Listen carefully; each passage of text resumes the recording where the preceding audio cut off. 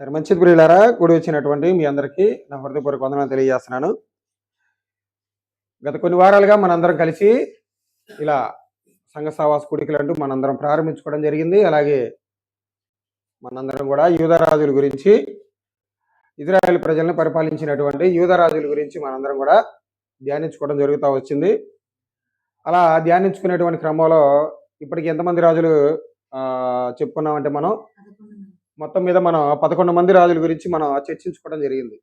ఈరోజు మనందరం కలిసి 12వ రాజు అయినటువంటి యుజ్జియా కుమారుడైనటువంటి యోతాము గురించి మనందరం కలిసి ధ్యానిద్దాం. ఎవరు? యోతాము. ఎవరయ్యా ఆయన తండ్రి అంటే, ఎవరు తన తండ్రి పేరేంటి? ఉజ్జియా. ఉజ్జియాకే ఇంకొక పేరేంటి? అజర్యా. అజర్యా అన్నా కానీ ఉజ్జియా అన్నా కానీ ఒకటే, ఇద్దరు పేర్లు ఒకటే. అతని కుమారుడైనటువంటి యోతాముని గురించి ఈరోజు మనందరం కలిసి ధ్యానిద్దాం. ఆయనలో ఉన్నటువంటి ప్లస్ పాయింట్స్, ఆయన ఎలా జీవించాడు, ఆయన జీవించిన జీవితంలో దేవునికి అనుకూలంగా జీవించాడా లేదా, జీవించాడు, జీవిస్తే దాని నుంచి మనం ఏం నేర్చుకుంటాం. అలాగే కొన్ని విషయాల్లో కూడా అతను జీవించిన విధంగా కొన్ని కనబడతాయి మనకి. మరి ఏంటి, ఎలా ఆయన జీవించకుండా దేవుని ఎడల వెడలిపోయాడు అనేది దాని గురించి కూడా మనందరం ధ్యానిద్దాం. కాబట్టి గడిచిన వారంలో సహోదరులు యేసుబాబు చెప్పడం జరిగింది ఏ రాజు గురించి? ఉజ్జియా గురించి. చాలా ప్రాముఖ్యత, చాలా ఘనత పొందాడు ఆయన. ఆనాటి కాలంలోనే, అప్పటి కాలంలోనే చాలా కీర్తి గణించినటువంటి రాజు ఎవరుగా కనబడతారంటే మనకి ఉజ్జియా. ఎన్నో గొప్ప గొప్ప సంస్కరణలు తీసుకొచ్చాడు, కొత్త కొత్త టెక్నాలజీ తీసుకొచ్చాడు. యుద్ధంలో కానివ్వండి, వ్యవసాయంలో కానివ్వండి, అలాగే పరాక్రమశాలని తయారు చేసేటువంటి విధానంలో కానివ్వండి, కొత్త కొత్త ఆవిష్కరణలు తీసుకొచ్చాడు.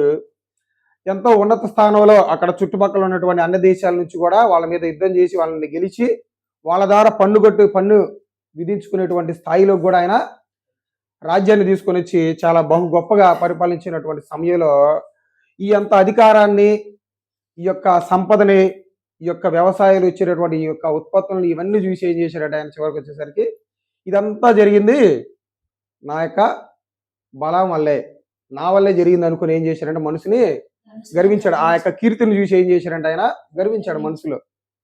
గర్వించేసరికి ఏం చేశాడు, అంత గర్వం వచ్చినటువంటి ఆ వ్యక్తి ఏం చేశాడంటే, దేవుడు ఏదైతే ఒక పనిని ఒక వ్యక్తులకు అప్పగించాడో ఆ పని ఆ వ్యక్తులే చేయాలి, వేరే వాళ్ళు చేయడానికి అవకాశం లేదు. మందిరంలో ధూపం వేయాల్సినటువంటి అధికారం దేవుడు ఎవరికి ఆజ్ఞాపించాడంటే లేవీయులకు ఆజ్ఞాపించాడు, యాజకులు వేయాలి. కానీ అలాంటి ధూపం వేసేటువంటి కార్యక్రమాన్ని ఎవరు తీసుకున్నాడు ఆ పనిని? రాజైన ఉజ్జియా వేస్తానని వెళ్ళేసరికి అక్కడ ఉన్న వ్యక్తులు కూడా ఆయన్ని అడ్డుకుంటారు. అక్కడ ఉన్నటువంటి యాజకులు కూడా ఆయన అడ్డుకునేసరికి వార్నింగ్ ఇచ్చినా కానీ ఏం చేస్తారు ఆయన?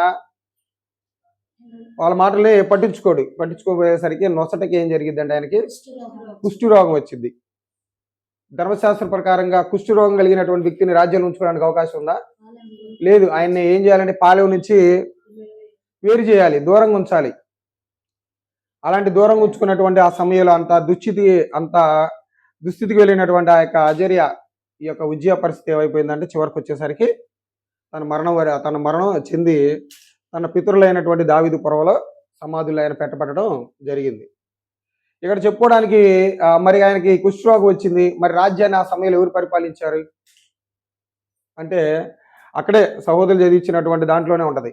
తన కుమారుడైనటువంటి యోతామే ఆ రాజ్య అధికారాన్ని బదులుగా ఆయన రాజు అయ్యి అక్కడ ఉన్నటువంటి వ్యక్తులకి న్యాయం తీర్చుకుంటూ వచ్చాడు. ఆయన చనిపోయిన తర్వాత అధికారికంగా ఏం చేస్తారంటే ఆయన్ని రాజుగా ప్రకటిస్తారు. అవునా కదా?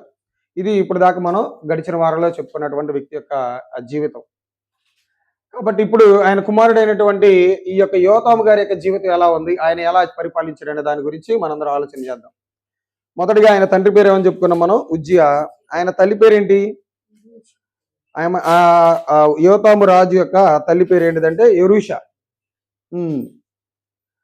ఈయన గురించి మనకి ఎక్కడెక్కడ కనబడిద్ది అంటే 2వ రాజుల గ్రంథం 15వ అధ్యాయం 32వ వచనం కాడ నుంచి 38వ వచనం వరకు ఆయన యొక్క రాజుల గ్రంథంలో ఆయన జీవిత చరిత్ర మనకు కనబడిద్ది.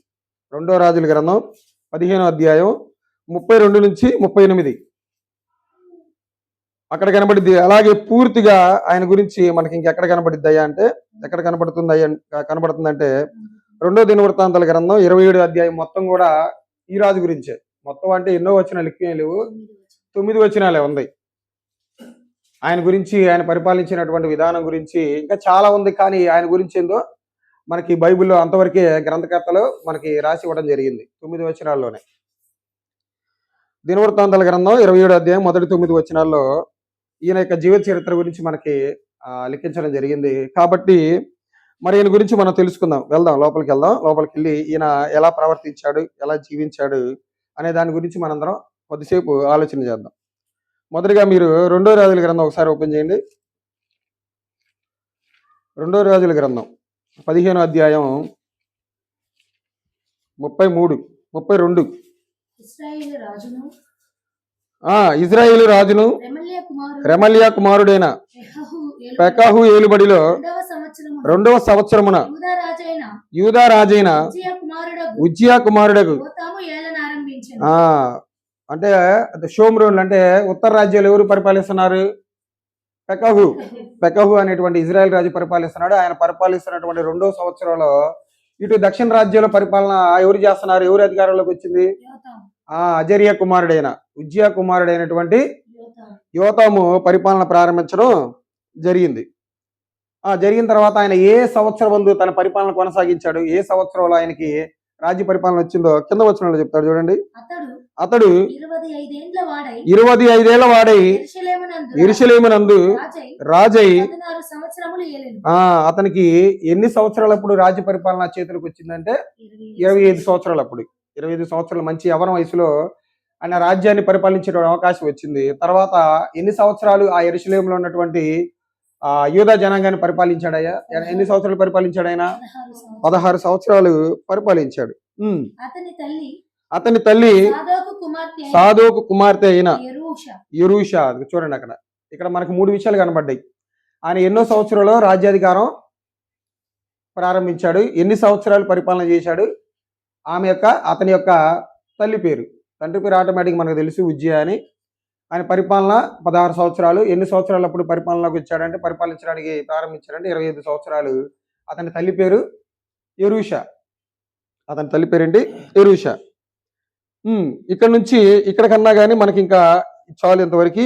ఈయన గురించి మనకి ఈ గ్రంథంలో చాలా తక్కువగా కనబడిద్ది. పూర్తి ఇన్ఫర్మేషన్ ఎక్కడ కనబడిద్ది అంటే మనకి 2వ దినవృత్తాంతాల గ్రంథంలో కనబడిద్ది. ఒకసారి దాన్ని కూడా ఓపెన్ చేద్దాం. ఆ గ్రంథాన్ని కూడా మనం ఓపెన్ చేద్దాం. 2వ దినవృత్తాంతాల గ్రంథం 27వ అధ్యాయం మొదటి నుంచి చదువుదాం. 25 ఏళ్ల వాడై యెరూషలేములో 16 సంవత్సరములు ఏలెను. అతని తల్లి సాదోకు కుమార్తె, ఆమె పేరు యెరూషా.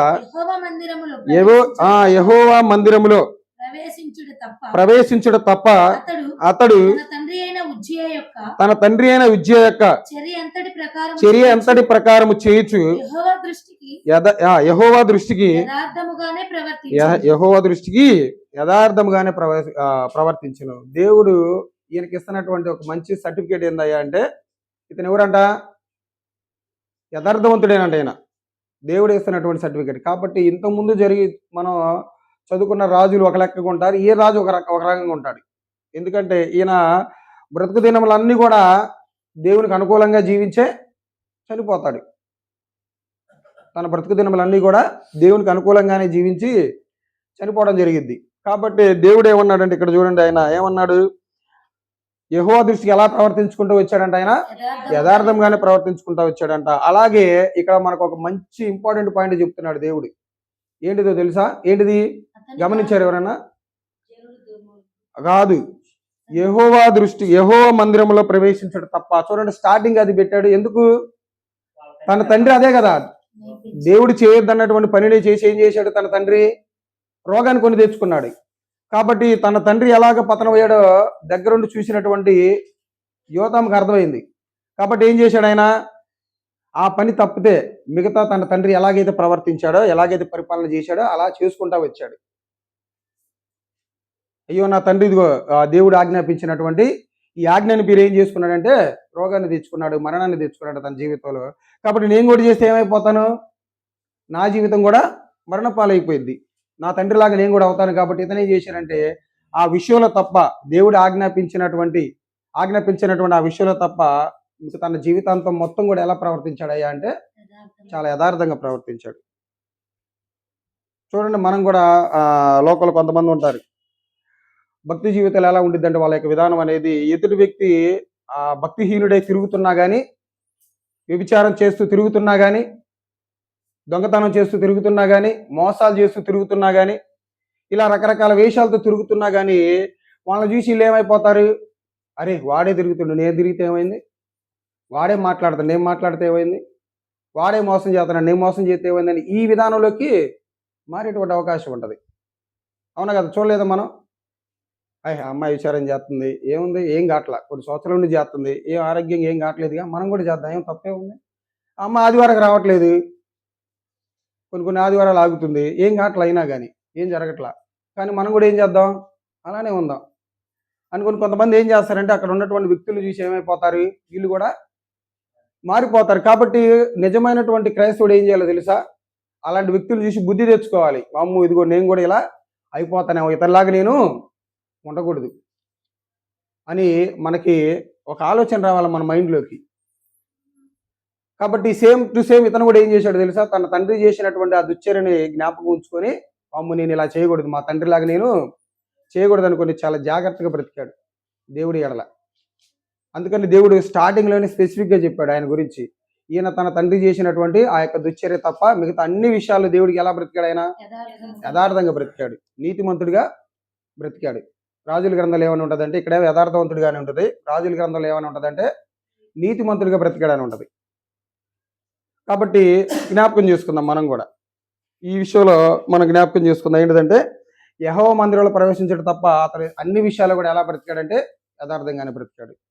కాబట్టి మనం కూడా ఏం చేయాలంటే ఇప్పుడు ఈయన నుంచి నేర్చుకోవాల్సింది ఏంటంటే, బైబిల్ గ్రంథంలో ఒక క్రైస్తవుడు ఎలా జీవించాలి అని తెలిసినప్పుడు మనం అలాగే జీవించాలి. అలా జీవించినటువంటి వ్యక్తి పట్ల వ్యక్తిని చూసి మనం ఏం కావట్లేదు అనుకుని అతనిలాగా మనం కూడా ఏమైపోకూడదు, వాడు చేస్తున్నటువంటి దుష్క్రియలు మనం కూడా పాల్పంపులు పొందకూడదు. కాబట్టి మనం ఈ విషయాన్ని మనం నేర్చుకోవాలి. తర్వాత ముందుకెళ్దాం. అతని కాలములో జనులు చూడండి అసలు ఎలా ప్రవర్తిస్తున్నాడంటే, ఆయన పరిపాలన చేస్తున్నటువంటి పరిపాలన ఈయన బాగానే ఉన్నాడు, ఈయన నెంబర్ 1గా పరిపాలన చేస్తాను ఉన్నాడు, కానీ ఈయన మాత్రం తన యొక్క ధర్మశాస్త్రానుసారంగా ప్రవర్తిస్తున్నాడే కానీ అక్కడ ఉన్నటువంటి జనులు ఏమైపోయారంట, మరింత దుర్మార్గంగా మారిపోయారంట. దుర్మార్గంగా మారిపోయారంటే ఏం జరిగింది అక్కడ, ఏంటిది మనకు మొదటి కాడి నుంచి వస్తున్నటువంటి ఫాల్ట్ ఏంది, వాళ్ళలో ఏం చేసుకుంటూ వస్తున్నారు, వాళ్ళు విగ్రహారాధన చేసుకుంటూ వస్తున్నారు, అన్ని దేవతలకి మొక్కుతూ వస్తున్నారు. ఇవన్నీ చేసుకుంటూ రావడాన్ని బట్టి దేవుడు ఏమని చెప్పాడంటే, ఈయనైతే బాగానే ఉన్నాడు కానీ అక్కడ ఉన్నటువంటి జనాంగం ఏమైపోతున్నారంటే దుర్మార్గంగా ప్రవర్తించడం జరిగింది. మరి వీళ్ళు ఎంత దుర్మార్గంగా ప్రవర్తించారనేది ఎలా దుర్మార్గంగా ప్రవర్తించారని ఇక్కడ రాశాడు, కింద గ్రంథకర్త రాశాడు, మనకి రాయలేదు. దేవుడు ఎవరి ద్వారా పలికించాడో తెలుసా, ఆనాటి కాలంలో ఉన్నటువంటి యెషయా ప్రవక్త ద్వారా మనకి తెలియజేశాడు. ఇక్కడ ఆనాటి కాలంలో ఉన్నటువంటి ఆ ప్రజలు ఎంత దుర్మార్గంగా ప్రవర్తించారో ఆనాటి యెషయా ప్రవక్త రాస్తాడు మనకి. చూద్దాం, చూడండి ఒకసారి యెషయా గారు రాశారు, చూడండి ఒకసారి. యెషయా గ్రంథం 1వ అధ్యాయం 1వ వచనం చదవండి. ఎందుకంటే మనం రాజుల గ్రంథాన్ని ధ్యానిస్తున్నప్పుడు ఈ రాజుల గ్రంథాలు ప్రవక్తల గ్రంథాలకు లింక్ అయి ఉంటాయి. ఎందుకంటే అంతే కదా, మనకి దావీదు గారి పరిపాలన చేసేటప్పుడు ఆయన తప్పును ఎవరు బయటకు పెట్టింది, నాతాను ప్రవక్తే కదా, అవునా కదా. అలానే వీళ్ళు పరిపాలన చేసేటప్పుడు కూడా, వీళ్ళు తప్పులు చేసినప్పుడు కూడా దేవుడు ఎవరో ఒక ప్రవక్త నిలబెట్టుకొని వాళ్ళ ద్వారా వాళ్ళ తప్పులు తెలియజేస్తాడు. అలాగే ఆనాటి కాలంలో ఉన్నటువంటి ప్రవక్త ఎవరయ్యా అంటే మనకి యెషయా గారు కనబడతారు. యెషయా గారు మాత్రం కాదు, మీకా గారు కూడా ప్రవక్తగా కూడా కనబడతాడు ఈ రాజుల కాలంలో. మీరు ఒకసారి యెషయా గ్రంథం 1వ అధ్యాయం 1వ వచనం చదివితే అర్థమైంది. ఉజ్జియా, యోతాము, ఆహాజు, హిజ్కియాను యూదా రాజుల దినములలో యూదాను గూర్చియు యెరూషలేమును గూర్చియు ఆమోజు కుమారుడుకు యెషయాకు కలిగిన దర్శనం. అదిగో చూడండి, అంటే ఈ 4 రాజుల కాలాలలో ప్రవక్తగా పనిచేసినటువంటి వ్యక్తి ఎవరయ్యా అంటే ఎవరు, యెషయా గారు. వాళ్ళ విషయంలో దేవుడు దర్శనం ద్వారా ఎంతో మాట్లాడాడు. అలాగే మీకా గ్రంథం కూడా చూడండి ఒకసారి. మీకా గ్రంథం 1వ అధ్యాయం కూడా చూడండి ఒకసారి, ఏమనుంటుందో, ఆ కాలంలో ఆయన ఉన్నాడో లేదో. మీకా గ్రంథం 1వ అధ్యాయం 1వ వచనం. యోతాము, ఆహాజు, హిజ్కియా అను యూదా రాజుల దినములలో. అది వచ్చారండి అక్కడ. ఈ ముగ్గురు రాజుల పరిపాలన కాలంలో ఈయన గురించి దర్శనం వచ్చింది ఎవరికి? మీకా గారికి. మరి ఇప్పుడు వాళ్ళు దుర్మార్గంగా ప్రవర్తిస్తున్నారు కదా, ఎలాంటి దుర్మార్గత కలిగి జీవించారనేది అక్కడ చెప్పలా. ఎవరి ద్వారా దేవుడు పలికిచ్చాడంటే యెషయా గారి ద్వారా, మీకా గారి ద్వారా తెలియజేశాడు మనకి. ఒకసారి అక్కడ ఉన్నటువంటి కాలంలో ఉన్నటువంటి ప్రజల్లో ఉన్నటువంటి అధికారులు ఎలా ఉన్నారు, వాళ్ళ యొక్క జీవితం ఎలా ఉందో చూద్దాం. చూడండి, మనకి యెషయా గ్రంథంలో యెషయా గారు తెలియజేస్తారు. యెషయా గ్రంథం 5వ అధ్యాయం 4-5 వచనాలు చూద్దాం. వాళ్ళు తన ఇష్టానుసారంగా జీవించారని చెప్పాడు కదా. ఎలా ఆనాటి కాలం ఇష్టానుసారంగా జీవించినటువంటి వ్యక్తులు, అధికారులు ఎలా జీవించారో చెప్తున్నాడు ఇక్కడ. ఏదమ్మా చదువుతుంది? మొదటి అధ్యాయమే. సారీ 5వ అధ్యాయం 4వ వచనం చదువమ్మా. నేను నా ద్రాక్ష తోటకు చేసిన దానికంటే మీరేమి దానికి చేయగలను? అది ద్రాక్ష పండు కాయనని. కాదమ్మా, అది కాదు. యెషయా గ్రంథం 5వ అధ్యాయమే, యెషయా గ్రంథం మొదటి అధ్యాయమే 5వ వచనం. నిత్యము తిరుగుబాటు చేయి. 4వ వచనం చదువు ఒకసారి. 4వ వచనం. పాపిష్టి జనమా, దోషభరితమైన ప్రజలారా, దుష్ట సంతానమా, చెరుపు చేయి పిల్లలారా, మీకు శ్రమ. ఇక్కడ వాళ్ళ ఇష్టానుసారంగా ప్రవర్తిస్తున్నటువంటి వ్యక్తులు ఎలా ఉన్నారంట? వారు యెహోవాను విసర్జించి ఉన్నారు. ఇశ్రాయేలు యొక్క పరిశుద్ధ దేవుణ్ణి దూషింతురు, ఆయనను విడిచి తొలగిపోయి ఉన్నారంట. అక్కడ ఉన్నటువంటి జనాంగం అంతా కూడా ఏం చేశారంటే ఆయన విడిచిపోయి వాళ్ళ ఇష్టానుసారమైనటువంటి జీవితాన్ని జీవించుకుంటూ వస్తున్నారు. అక్కడ ఉన్నటువంటి ప్రజలు కానివ్వండి, అధికారులు కానివ్వండి, వాళ్ళ ఇష్టానుసారమైనటువంటి జీవితాన్ని జీవిస్తున్నారు. అలాగే 5వ అధ్యాయంలో కూడా ఒక మాట ఉండదు చూడండి.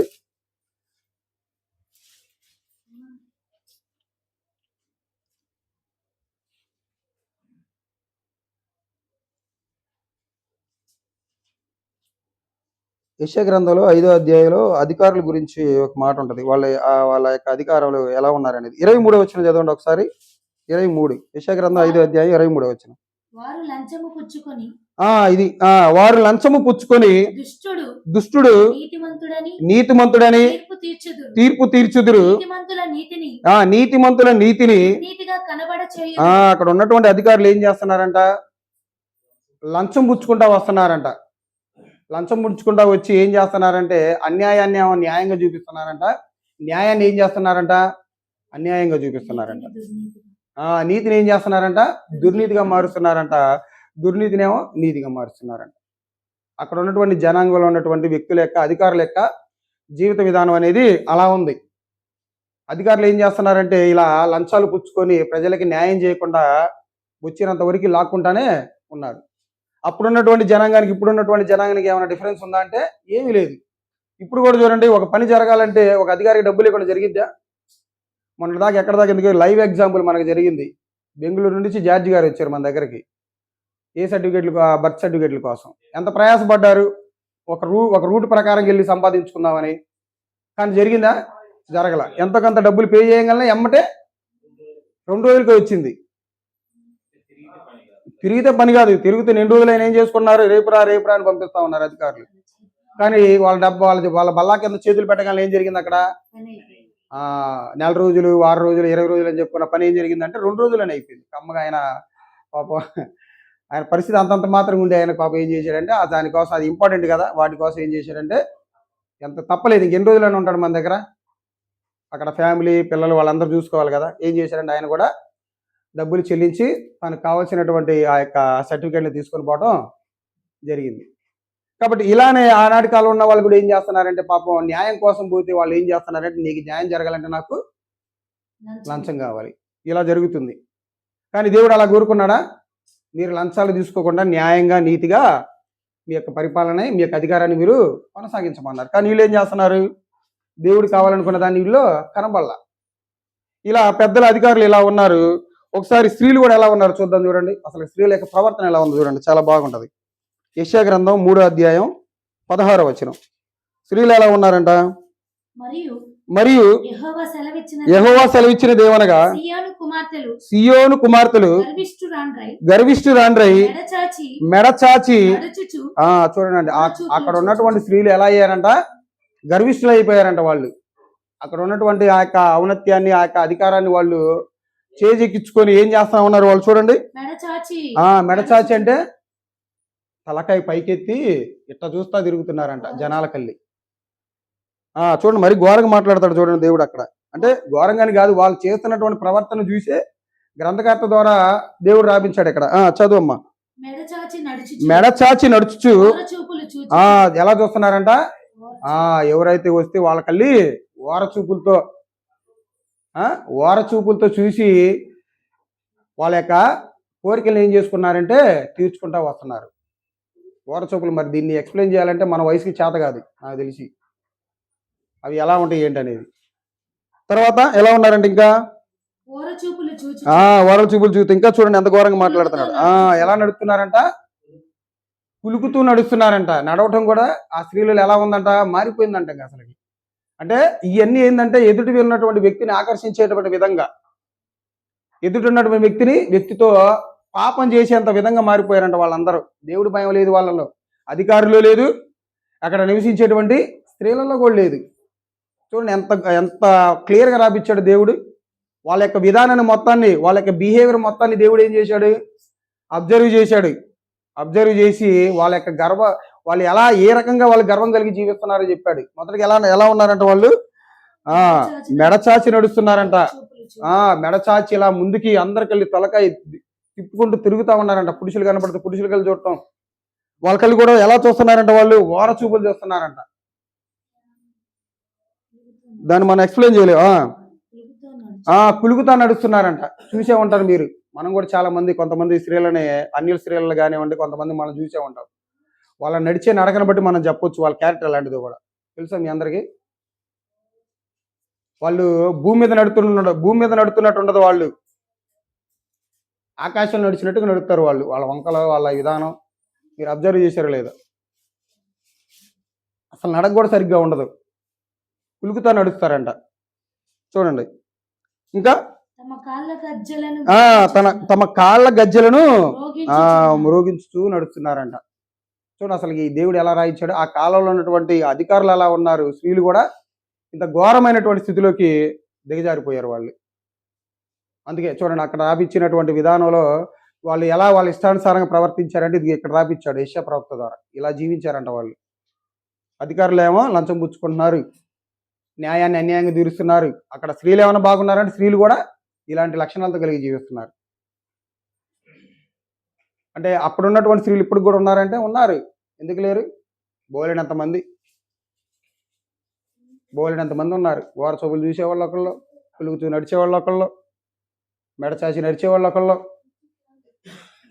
ఇలా రకరకాలైనటువంటి మాటలతో, రకరకాలైనటువంటి విధానాలతో జీవించేటువంటి వ్యక్తులు ఆనాటి కాలంలో ఉన్నారు, ఇప్పటికి కూడా ఉన్నారు. మార్పు ఏమీ లేదు మనిషిలో.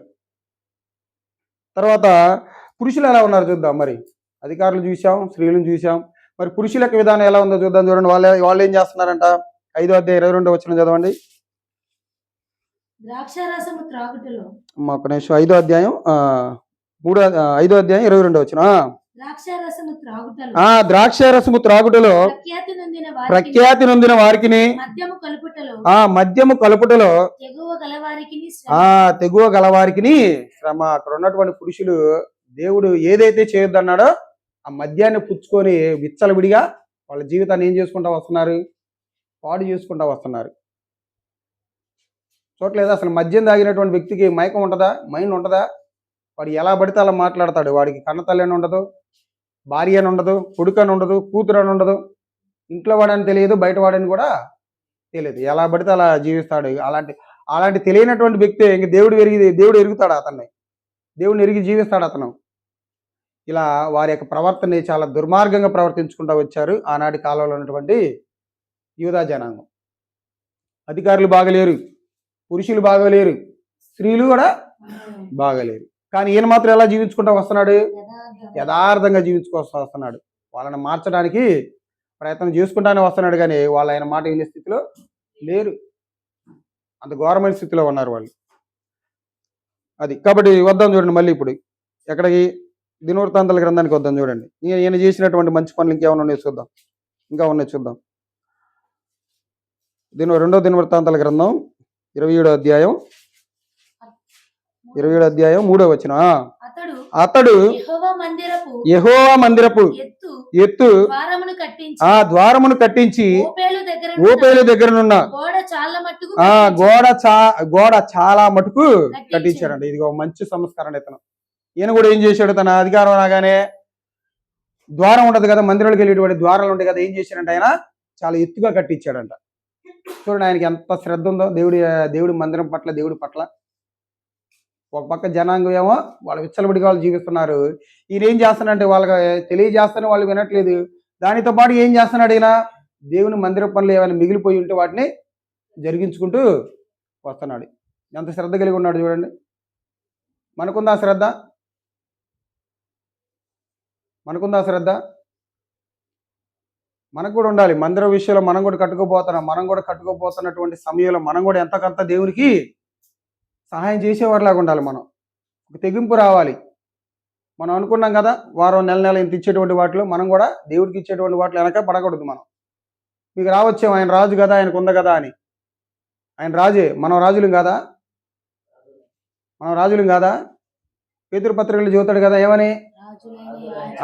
మీరు రాజులైన యాజక సమూహం. మనందరం కూడా రాజులైన యాజక సమూహమే. మనకు కూడా ఉంది అవకాశం, కానీ ఏం చేస్తామంటే దేవుడి దగ్గరకు రాగానే గుప్పెళ్ళు తీసుకుంటాం. చెప్పలా పోయిన ఆదివారం జార్జి గారు, దేవుని దగ్గరకు వచ్చేలాగా మనం గుప్పెళ్ళు విప్పేవారిలాగానే ఉండాలి, కానీ ముడుచుకునేవారిలాగా మనం ఉండకూడదు. కాబట్టి దీన్ని కూడా మనందరం పరిగణలోకి తీసుకున్నాం. ఈయన ఏం చేశారంటే అక్కడ ఏ అయితే దేవుడి మందిరంలో కావాల్సిన పనులు ఏ అయితే ఉన్నాయో వాటిని కట్టించే పనిలో ఉన్నాడు. కాబట్టి మనం కూడా ఒక విధానంలో వెళ్తున్నాం కదా, మనం కూడా ఆ చర్చి మందిరం కట్టించేటువంటి వాటిలో మనం ఎప్పుడు కూడా వెనకడుగు వేయకుండా ముందుకు వెళ్తానే ఉండాలి. మనం అలా వెళ్తేనే మనం ఏదైనా కానీ మనం సాధించగలం. అలాగే చూద్దాం చూడండి. తర్వాత ఏం జరిగింది? మరియు యూదా పర్వతములలో అది ఇంకా ఏం చేస్తున్నాడు చూడండి. ఆయన ఇంకా ఏం చేస్తున్నాడు సంస్కరణలు. అతడు యూదా పర్వతములలో ప్రాకారములు కట్టించి అరణ్యములలో కోటలను దుర్గములను ఏం చేస్తున్నాడు ఆయన? కట్టించుకుంటా వస్తున్నాడు. ఇంకా దేవునికి కావాల్సినటువంటి అవసరతలన్నీ తీర్చుకుంటా వస్తున్నాడు ఆయన. ఎక్కడ కూడా అలిపెరగనటువంటి యూదుల్లాగా ఆయన ముందుకు వెళ్తానే ఉన్నాడు.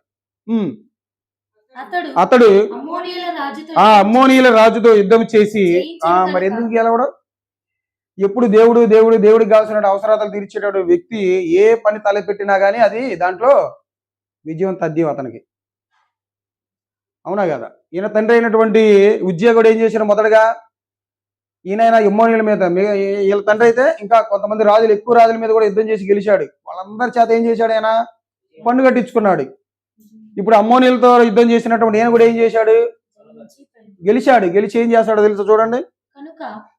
అమ్మోనీయులు ఆ సంవత్సరము అతనికి 200 మణుగుల వెండిని, 10,000 కొలల గోధుమలను, 10,000 కొలల యవలను ఇచ్చిరి. చూడండి, అదిగో ఆయన ఏం చేశాడంటే అమ్మోనీయుల మీద యుద్ధానికి వెళ్ళాడు. యుద్ధం వెళ్ళగానే యుద్ధంలో గెలిచాడు. వాళ్ళ దగ్గర నుంచి పన్ను కూడా వసూలు చేశాడు. కొంత సొమ్మును కూడా వసూలు చేసి తన రాజ్యానికి అవసరమైనటువంటి వాటిలో ఉపయోగించుకోవడం, రాజ్యాన్ని సుభిక్షంగా చూడటం జరుగుతూ వచ్చింది. కాబట్టి చూడండి, ఈయన జీవితంలో కూడా చాలా గొప్పగా రాజ్యాన్ని పరిపాలించుకుంటా వస్తున్నాడు. కానీ జనులు మాత్రం ఏం చేసుకుంటా వస్తున్నారంటే ఇందాక చెప్పుకున్నాం కదా, అలా జీవిస్తానే వచ్చారు. తర్వాత ఏం జరిగింది చూడమ్మా. ఈ ప్రకారముగా అమ్మోనీయులు మరు సంవత్సరమును 3వ సంవత్సరమును అతనికి చెల్లించుతూ వచ్చాయి. 3 సంవత్సరాలు వాళ్ళ చేత ఏం చేశారంటే ముక్కు పిండి వసూలు చేసుకుంటా వచ్చాడు. కొంతమంది ఇది ఏం చేస్తారంటే ఎంబట ఎదురు తిరిగి వాళ్ళ మీద యుద్ధాన్ని చేసే అవకాశం ఉంటుంది. అయినా కానీ ఏం చేశారంటే వాళ్ళ కొమ్ము ఎరగదీసి 3 సంవత్సరాలు కూడా వాళ్ళ చేత పన్ను కట్టించడం జరిగింది. ఇలాగున యోతాము తన దేవుడైన యెహోవా దృష్టికి యథార్థముగా ప్రవర్తించి బలపరచబడెను. ఇంకెంత ఎందుకు బలపడ్డాడు ఆయన? తన జీవితాంతం మొత్తం కూడా ఏం చేశాడంటే ఆయన దేవునికి యథార్థముగా యథార్థంగానే ప్రవర్తించుకుంటా వచ్చాడు. ఏ విషయంలో కూడా ఆయన దేవుడికి చేసేటువంటి ఏ విషయంలో కూడా ఆయన ఎక్కడ కూడా వెనుదిరిగి చూడలేదు. ప్రతి విషయంలో దేవునికి ముందుగానే వచ్చాడు. అందుకే ఈయన గురించి దేవుడు ఏమన్నాడంటే ఈయన యథార్థవంతుడు, అలాగే ఈయన చాలా నీతిమంతుడు జరిగింది. కానీ అక్కడ ఉన్నటువంటి ప్రజలు ఏమైపోయారా? ఆయనకి తగ్గట్టుగా జీవించారంటే లేదు. అధికారులు ఏమో లంచం పుచ్చుకుంటా వచ్చారు, స్త్రీలు ఏం చేసుకుంటా వచ్చారు, వ్యభిచారం చేసుకుంటా వచ్చారు. ఎవరు కూడా దేవుని మాటల ప్రకారంగా జీవించేటువంటి వ్యక్తులుగా లేరు. కాబట్టి మనం ఈ యొక్క రాజు గురించి మనం నేర్చుకోవాల్సినటువంటి కొన్ని లక్షణాలు ఏంటిదంటే, మొదటగా ఏం చేశాడు ఆయన? ఒక యథార్థంగా జీవించాడు. మనం కూడా ఆ యథార్థతని కలిగి జీవించాలి మనం కూడా సంఘంలో. అలాగే ఏం చేశాడు ఆయన? తర్వాత రావటం తన అధికారం రాగానే ఏం చేశాడు ఆయన? మందిరంలో ఇంకా ఏవైతే కొదువుగా ఉన్నాయో ఆ మందిరాన్ని కట్టించేటువంటి విషయంలో చాలా ముందుగా ఉన్నాడు ఆయన. మనం కూడా ఏం చేయాలంటే, మనకు కూడా మందిరం లేదు కాబట్టి మనం కూడా ఏం చేయాలంటే ఆ విషయంలో మరొక స్టెప్ మనం ముందేసి ఆ యొక్క ఏదైతే మనం ప్రారంభించుకోబోతున్నాం వాటి మీద మనం శ్రద్ధ కలిగి ఉండాలి, తెగింపు ఉండాలి మనందరికీ. ఎప్పుడైనా అనుకున్నారు మీరు దేవుడికి ఇదిగో ఎంత ఇవ్వాలి అని ఎప్పుడైనా చర్చించుకోవడం జరిగిందా? మా భార్యాభర్తల మధ్య జరిగింది? ఎప్పుడైనా జరుగుతుందా? దేవుడికి ఇది ఎంత ఇవ్వాలి మనం, ఎందుకంటే ఆయనే కదా మనకు శక్తిని ఇస్తుంది. మరి దేవుడి కోసం మనం తెగువ కలిగి మనం ఎంత ఇవ్వాలని ఒకరికొకరు ఏం చేసుకుంటూ ఉండాలంటే ప్రోత్సహించుకుంటూ ఉండాలి దేవుడికి ఇచ్చే విషయంలో, భార్యాభర్తలు ఉన్నటువంటి మనందరం కూడా. ఎందుకంటే మనం ఎంత సంపాదించుకున్నా కానీ అది ఎవరి ద్వారా వచ్చినటువంటి సొమ్మని మనం భావించాలంటే దేవుని ద్వారా వచ్చిందనే భావించాలి. నా శక్తి ద్వారా, నా బలము ద్వారా, నా విధానం ద్వారా ఎప్పుడు కూడా మనం అనుకోకూడదు. అనుకున్న వ్యక్తిలో కనపడ్డాడు కదా, ఏమైపోయాడు? పతనావస్థలకు వెళ్ళిపోయాడు ఆయన. కుష్టి రోగం కలిగి రాజ్యం నుంచే వెలివేసేటువంటి స్థితిలోకి వెళ్ళిపోయాడు ఆయన. కాబట్టి మన సంఘ విషయంలో తీసుకునేటువంటి విషయాల్లో మనం కొంచెం గొప్పగా తీసుకుంటే మనం చేయాల్సినటువంటి పనులు అనేవి చేయగలం. కీర్తిగా ఉండమాకండి దయచేసి, అది నేను మీ నుంచి కోరుకుంటాను. అలానే ఇంకేం జరిగింది? ఏం చేశారంట? అక్కడ ఉన్నటువంటి ప్రాకారాలు అయితే ఇంకా తన రాజ్యాన్ని ఏం చేసుకుంటా పోయాడంటే విస్తరించుకుంటా పోయాడు.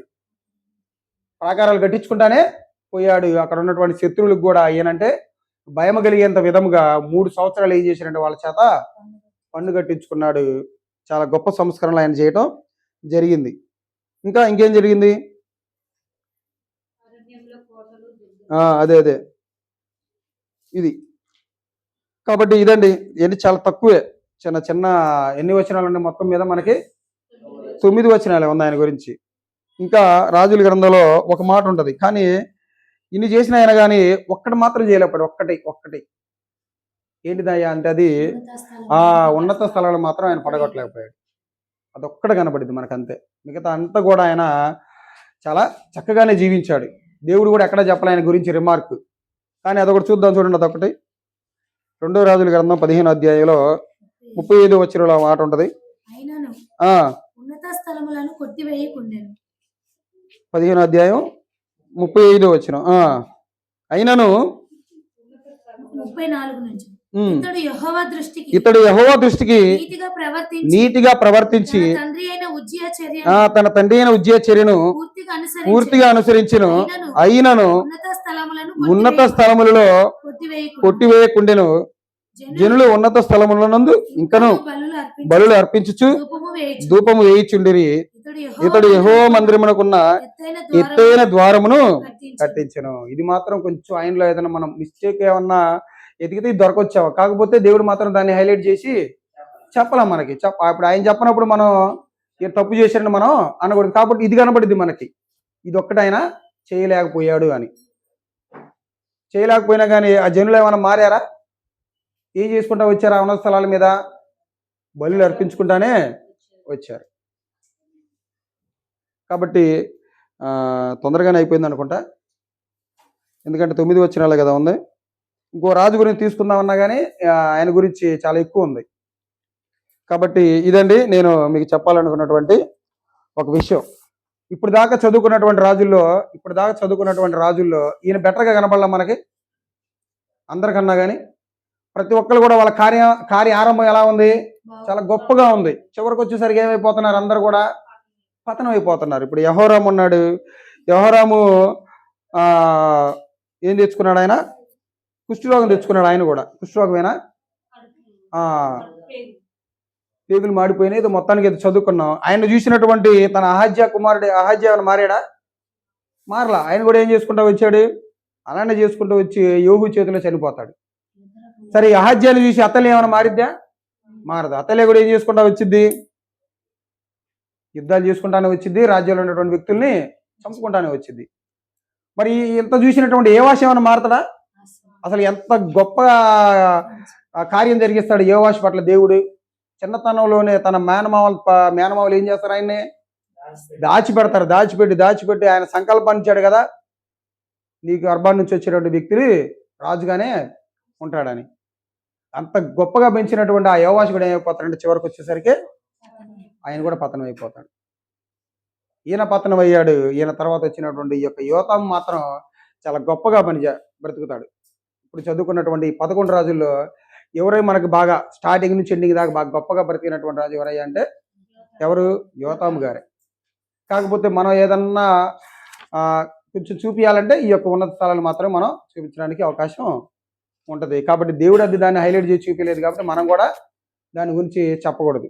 కాబట్టి ఈయన జీవితంలో చివరగా ఎన్ని విషయాలు మనం నేర్చుకున్నామంటే నీతి విషయాలు మనం నేర్చుకోవాలి కదా. ఏమి నేర్చుకున్నాం ఈయన నుంచి? ఈయన బ్రతుకు దినాలన్నీ కూడా ఎలా జీవించాడంటే దేవునికి యథార్థంగా జీవించాడు, నీతిమంతుడిగా జీవించాడు.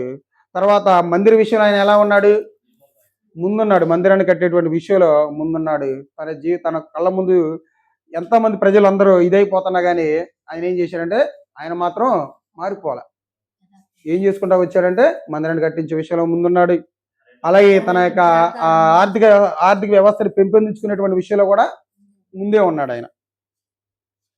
ఇలా తన బ్రతుకు దినాలన్నీ కూడా ఏం చేశాడంటే దేవుడికి యథార్థంగా నీతిమంతుడిగా జీవించి చివరికి ఒక మాట చూసుకుందాం చూడండి ఆయన గురించి ఏమనుందో. 2వ దినవృత్తాంతాల గ్రంథంలోనే ఉంటది. 27వ అధ్యాయం. యోతాము చేసిన ఇతర కార్యములను గూర్చి అతడు చేసిన యుద్ధములన్నిటిని 9వ వచనం చదవమ్మా. యోతాము తన పితరులతో కూడా నిద్రించెను. అతడు దావీదు పట్టణమందు పాతి పెట్టబడిన అతని కుమారుడైన ఆహాజు అతనికి బదులుగా రాజైన అతని కుమారుడైనటువంటి ఆహాజు రాజు అయిపోతాడు. కాబట్టి ఆయన ఎన్ని సంవత్సరాలు పరిపాలించాడు? 16 సంవత్సరాలు. ఏ సంవత్సరం అప్పుడు అతను రాజుగా ఉంటాడు? 25 సంవత్సరాలు అప్పుడు. అతని తల్లి పేరేంటి? యెరూషా. కాబట్టి ఇదండి ఇప్పుడు దాకా మనం చర్చించుకున్నటువంటి ఈ యొక్క యోతాము రాజు గురించి. కాబట్టి మీ అందరికీ అర్థమైందని నేను ఆశిస్తూ నా మాటలు ముగిస్తున్నాను. మీ అందరికీ నా హృదయపూర్వక వందనాలు.